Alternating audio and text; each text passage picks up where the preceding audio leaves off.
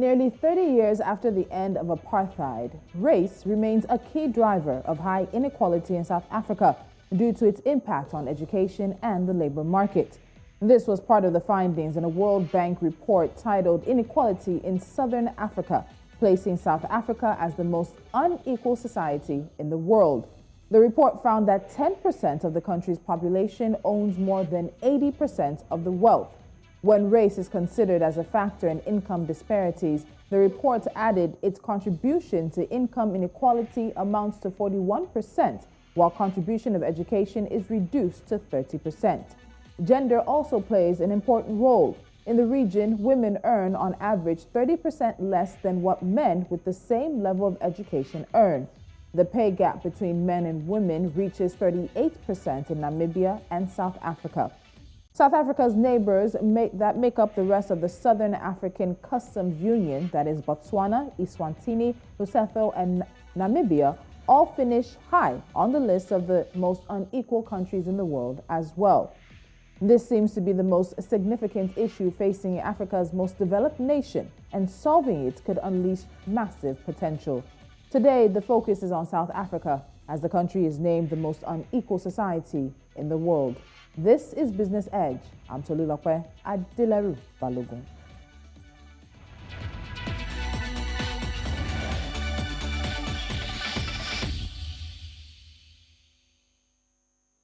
Joining me today from Johannesburg, South Africa is Tessa Dooms. Tessa is a director at Rivonia Circle, and Rivonia is a think tank, a non-profit organization that works to produce innovative ideas and solutions for social development through research and community collaboration in South Africa. Tessa, welcome to Business Edge. Thank you so much for joining me. Thank you for having me today. So let's start with, I think, a good place to start in terms of this conversation. Do you agree with the conclusion of the findings from this World Bank report that South Africa is the most unequal society in the world and that the countries in the same region are topping the list as well? Yeah, it's very hard to disagree with that. Similar reports have found this over the last 20 years, that we have been the most unequal country in the world. At some point, we were, competing with the likes of India and Brazil for that top spot, alternating in and out. But we're the only country that has consistently remained in that position, even though those countries still suffer large levels of poverty. We are certainly not redressed our inequality enough to be able to move out of that unenviable position of being the most unequal country in the world. And unfortunately, it bears itself out in the lived experience of South Africans. So South Africa is the kind of place, and for people who come to South Africa from the outside, you often have a very curated experience if you're coming in as a tourist or somebody traveling for business, where you really see the most developed parts of the country because you come through an airport that's quite developed, you come into central business districts like Sandton that are quite developed. But what you will see if you are a keen observer is that on your way there, you'll pass many informal settlements, many what we call here, or have called squatter camps, and where people are setting up informal ghettoized slum areas that they have to live in urban settings. And when you go to rural settings, while you don't see as much of the informality, you certainly see that there's very little progress that's been made in terms of rural development. And so on the one hand, you have the country that hosts the richest square mile in Africa, which is Sandton, but also has high levels of income disparities, high levels of unemployment, and very low levels of development for the majority of people. Okay, so you talked about the fact that there's been little development and change in this in the past 20 years, and apartheid ended almost 30 years ago, 3 decades. And since that time, what we're seeing is that there's been limited improvement for the majority of Black South Africans in particular. Are there economic holdovers, economic holdouts from the apartheid era that are following and unfortunately keeping South Africa at the place where the country is right now? I mean, there are certainly structural holdouts that have come and legacies that have come with us from apartheid, right? So we haven't fundamentally changed the structure of our economy from the apartheid economy. And we've also not changed sufficiently the governance and service delivery structuring of our society, very different from what it was during apartheid.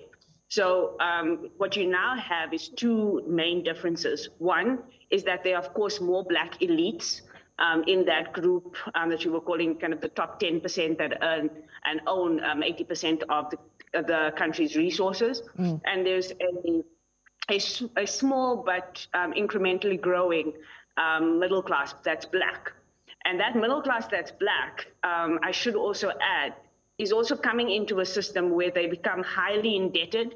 And because they are the middle class, they end up being the ones who economically have to carry many of their family, their friends who've been left behind in the working class and the underemployed of our country and the unemployed of our country, which in conservative terms is about 30 to 40% of the country that is now unemployed that are of working age.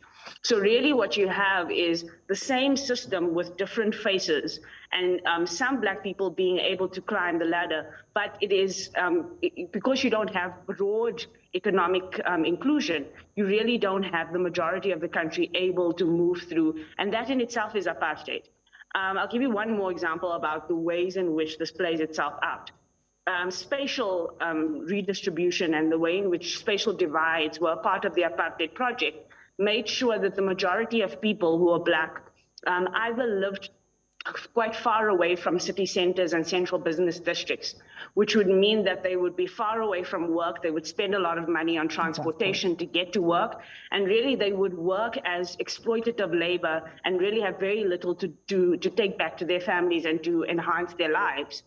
And people would migrate from rural areas to come to economic centers because there was no development of Black rural areas, and only very small percentages of white people would live in those areas and own the land. None of that has changed in South Africa today. You still have racial segregated areas, not because the law says so, but because that's the way the economy is still structured, and that's the way in which our development has not redressed. And so until you start to fix those kinds of things, until you have townships and rural areas, or what we would think of as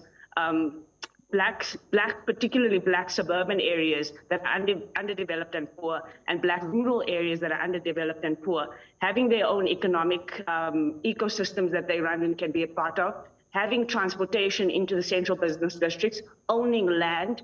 Until you fix those kinds of things, you're actually just continuing that legacy of apartheid without the legal system to back it up. Okay, so you've gotten into two of my next questions in terms of sort of the demographics, the people who are hit harder or hit the most by this inequality, as well as how areas of life in society are being affected as well. But I like the fact that you touched on unemployment, and we've spoken about South Africa's unemployment numbers a number of times in the past 1 year. The highest right now currently in the world, hitting about 35%, and that's the official stats, but some are putting it at about 50%. Black women are hit the hardest, and you talked about also this issue of dependence, and we call it, and I think South Africans as well call it the black tax, where one person's salary is responsible for maybe 4 or 5 other dependents. So that salary is never enough to really move them up the socioeconomic ladder. But in all of that, when you look at this situation, the education and the unemployment angle, let's talk a bit more about that, because what we're also finding is that there are now more South Africans who've never had a job of working age than there were before. So in terms of this inequality, how is that particular segment of the demographic or the population being affected? Those who've never even worked and they are of working age, they're in their working years when they're expected to somehow contribute, whether via taxes or their physical or whatever labor, to the society. Yeah, I think that if you compare especially South Africa to other African countries, and you wonder what could be possibly the big difference between a South Africa and a Kenya, South Africa and Nigeria, where you don't necessarily see people living extraordinarily wealthy lives in those countries, but you still have people who are able to enter into work or at least into economic participation of some kind. What makes South Africa different? I think there are a few factors for us. I think the first one is the education system. And I think we have not sufficiently invested into an education system that produces high quality learning, teaching and learning, and that produces the ability for people to go into the world of work quite quickly with artisanal skills, with entrepreneurial skills, if they're not able to make it into tertiary education. Our tertiary education, as you would have known from a few years ago with the Fees Must Fall protest that the world came to know about, is still quite exclusionary in terms of the cost of education has risen exponentially in the last 10 to 15 years, which makes it harder for people to enter who are coming from a low base in terms of their economic family backgrounds and households. And then you also take that a step further, that when people go into education, they're not necessarily guaranteed that they're going to be able to complete or finish that for social reasons, for economic reasons, and so forth. So now we have to think about, if you don't get into tertiary education, what does your basic education allow for? And our basic education is not setting people up for success in terms of their ability to go into the world of work and do artisanal skills, to do entrepreneurship so that they can start creating their own work. So you'll have a lot of young people who either exit education because they have to or they can't make it through, or for various social reasons, but then aren't skilled and equipped to do things on their own. Our informal economy is a very hostile one. We are very biased towards formal businesses, for example. So there's actually a lot of prohibition and a lot of things that stop people from being able to take survivalist skills like hairdressing, which is something you may not need to go to school for in order to craft as a skill. There are many young people I know who are really good at that, but they don't have the ability to take that survivalist skill and turn it into an informal business, and then turn that into a micro enterprise, and turn that into a small business. Whereas you see in other parts of the continent, the informal economy is something that is nurtured, is encouraged. So just at that base already, we have a lot of blocks to the ways in which people can participate in the economy. I think the other question around unemployment is also the question about whether or not we're creating pathways for young people into the economy, and whether employers, particularly in the formal sector, are really willing to make some of the sacrifices in terms of their profit margins in order to ensure that they give value to people and they are able to give people more jobs, even if it's at a low base in terms of the income salary that you come in with. But we need to get more people active in the economy, and somebody's going to have to make trade-offs somewhere. And if it means fewer profit margins so that we get more people economically active, at some point we're going to have those hard conversations. But I don't think we have a capitalist class that is patriotic enough yet to make those kinds of sacrifices. And I certainly don't think that we are ready to have the conversation about the ways in which the Black middle class and the Black elites have to participate in this, both at the level of policy, but also at the level of a new kind of economics where there is less focus just on getting wealth and more focus about redistribution. All right, and I like that you've gotten us there, because that's where the next part of this conversation is going to come from after the break. We're going to look at, of course, the wealthy in South Africa, because now it even seems they too are taking their money and leaving the country. We'll also look at how much of a contrast. This is the most developed and advanced economy on the continent. How can it be so unequal? And then, of course, we get into the policies and legislation around how South Africa can address this issue. Tessa, please hold the line. We're talking about South Africa today, as the World Bank has ranked it the most unequal society in the world. Is there a solution, maybe more than one, to address how the most advanced economy on the continent can redistribute wealth and bring everybody up somehow? You're watching Business Edge. The conversation will continue right after this.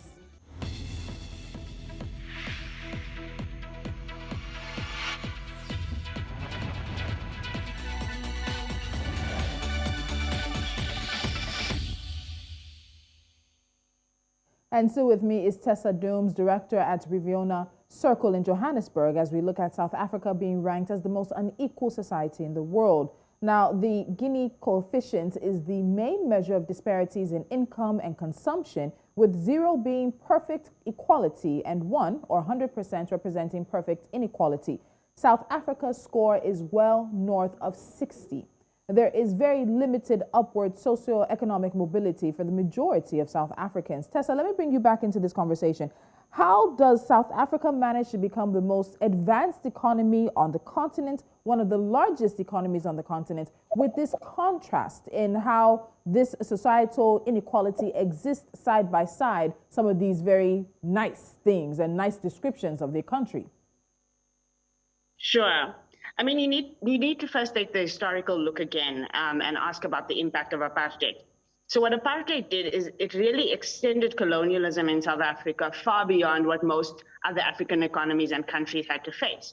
So whereas many African countries started getting their independence in the 60s and the 70s, South Africa only really gets a true sense of what independence from colonialism looks like in the 90s. So we already have a backlog in terms of decades of trying to take back our economy and trying to redistribute our economy away from an exploitative system like what apartheid and colonialism were.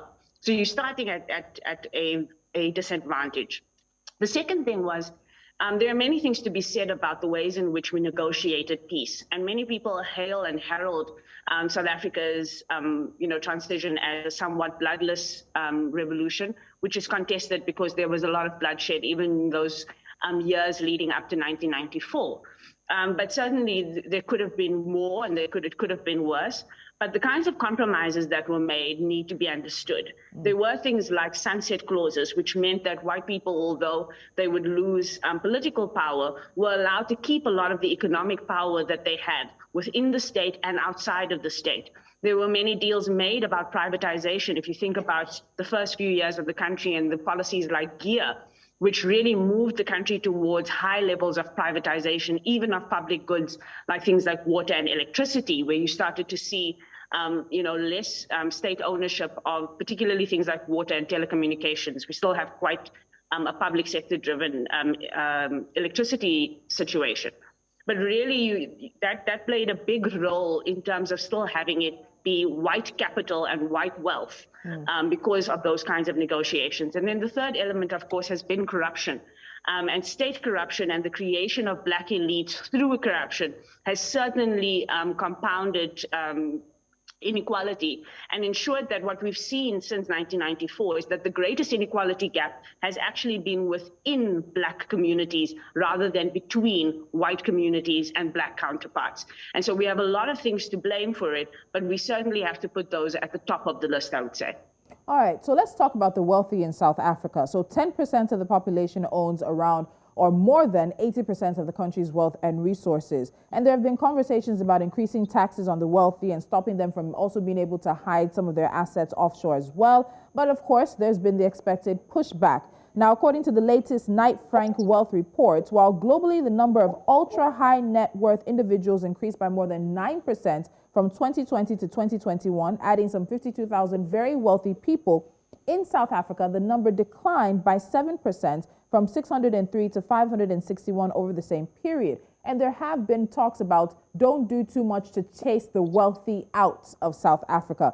And this decline is the highest of all the countries in the ranking. You talked about compromise earlier. Is there a compromise? Is there a middle ground to be found?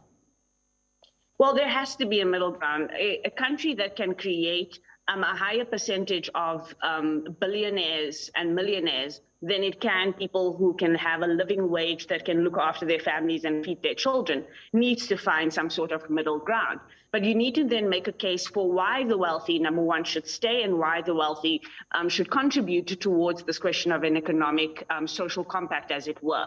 I think last year, if viewers had paid attention to what we now call the July riots in South Africa, which were really set off by a political moment, which was the arrest of President Jacob Zuma, but really became an economic question where you saw many, many people, the majority of them unemployed, underemployed, and living in really, urban squalor.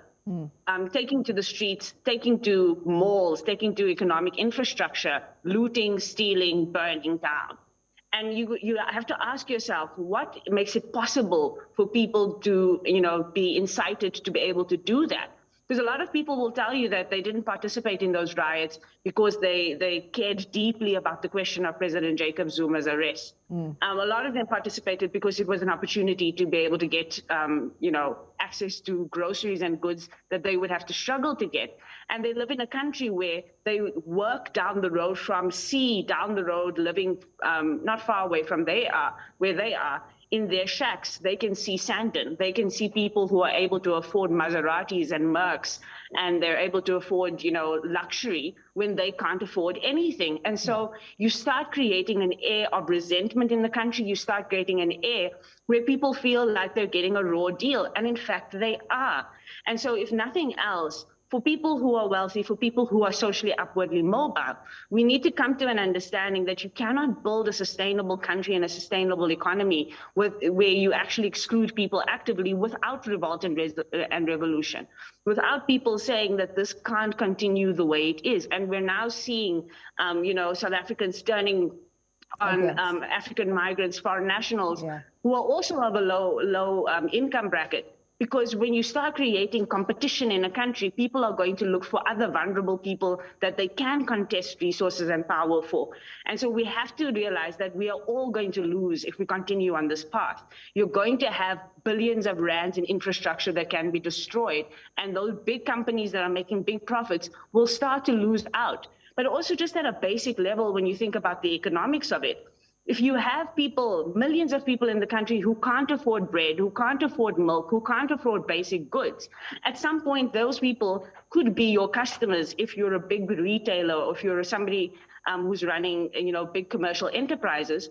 But you're missing out on millions of customers and millions of people who could be consuming and participating if we don't find a way forward. So it's important that the rich and the socially upwardly mobile and privileged start to realize that we need each other if we're going to build a sustainable society rather than be wealthy individuals. All right. Unfortunately, I'm going to put you under some time pressure here to answer this last question because it is an economic conversation, but also a political one because there's policies, there's legislation, there are directives that can make a difference. And this is not something new. As we agreed, it's been said over and over again how unequal or unequal South Africa's society is. But why has it been so difficult for the South African political leadership? And unfortunately now, this falls right squarely at the table of the ANC to be able to address this. And in terms of addressing it, what are the things that need to be done in the next 2, 3 months, 3, 4, 5 years to build on some kind of positive traction to address the inequality? Time pressure, Sure. Tessa. Sure. What's made it difficult is corruption and incompetence. The ANC has become very fixated on its own political machinations rather than on its need to run the country with competence and without corruption. The things that need to be done are already things that are being discussed in different quarters of South Africa. The one big one is a conversation around a basic income grant, which is a wealth redistribution tool that says, let's take out taxes, let's increase some taxes here and there where people are wealthier, and let's start redistributing and making sure people have a basic income that can cover some of their basic needs. The second is a question about spending around the social wage, so improving the quality of education and healthcare and basic services so that people have a good starting point so that they can become more economically active. And I would say the third one is addressing the question about economic participation at the lower levels. So thinking about the way you get young people into entry-level wage, and also unlocking the small businesses, the micro businesses and the informal sector, so you can reduce the number of people who are having to fight to get into the economy and nurture those people coming from the bottom, and make sure that we create the infrastructure and conditions for them to thrive. All right, Tessa, thank you so much. I know, again, as we said, this is not a new conversation, but there are going to be different things that will add to the conversation throughout the next few months, and we look forward to having those conversations with you. It's a pleasure. Thank you. And when she was talking, one thing struck me. There's not much difference between what's going on in South Africa than what's going on in Nigeria. Sometimes even in Kenya or Namibia, many of the societies across the continent are unequal in terms of how some are extremely wealthy and rich and others are just struggling and managing to get by. And when she referenced the July riots that were triggered again by what happened with former President Jacob Zuma, that situation is one that many African countries should also be preparing for. You're watching Business Edge. Up next is NC4 to Watch.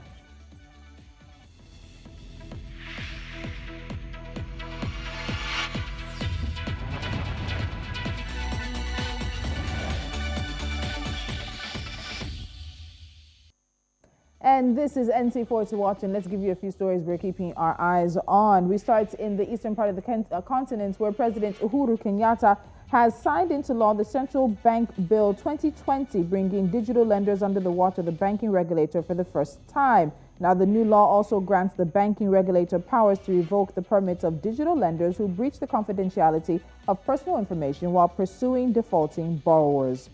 And staying in Kenya, the Railways Corporation is building 10 new stations in Nairobi and its satellite towns as it seeks to bring its services closer to commuters and boost passenger numbers.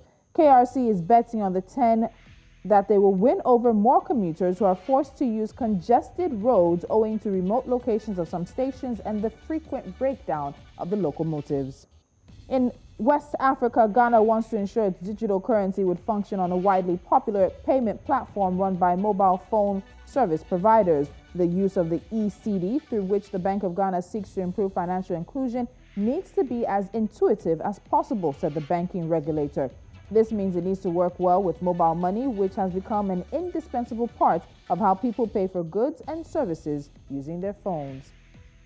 And finally, Calm Air says it will require further funding in order to continue with its operations on a sustainable basis. This emerged in the most recently available business rescue status report. The airline says its executives, together with the Calm Air Rescue Consortium, whose offer was accepted by business rescue practitioners and creditors in September of 2020, are in the process of considering various options in order to meet its funding requirements in the short to medium term. And that's Business Edge right here on News Central. Don't forget to follow us on social media, download our mobile app, subscribe to our YouTube channel, and of course, watch us on all of the platforms we are available. I'll see you again 11 a.m. West African time as we talk African business, finance, and the economy. I'm Tolulope Adeleru-Balogun. Have a great day.